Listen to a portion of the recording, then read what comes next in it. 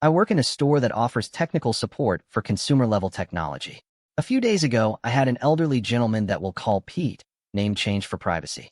Our receptionist made him a walk-in appointment earlier that day, and I ended up taking it. When I opened it all up, the only notes I saw were third-party software, hard of hearing.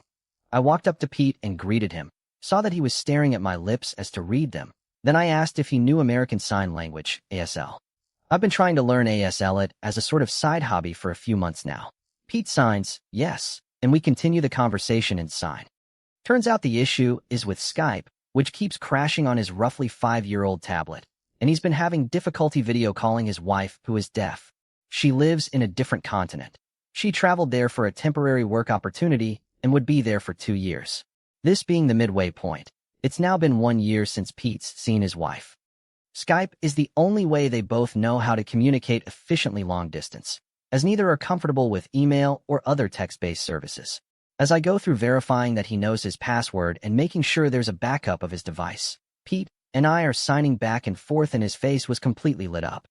I felt so good to be able to, albeit slowly, speak with him in his language and give him the time he deserved, even if his reason for visiting us had little to do with our physical product.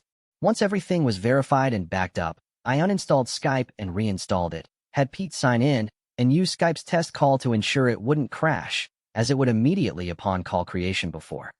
Test call went through fine. I looked down to write a few extra notes and began to hear some coughs. I looked up and there was Pete, crying while waving to his wife through Skype. Pete called her, and she picked up. He introduced me to her and told me that it had been 3 weeks since they'd heard from each other. I stepped away to give him a moment alone. It's moments like these that keep me going as a technician.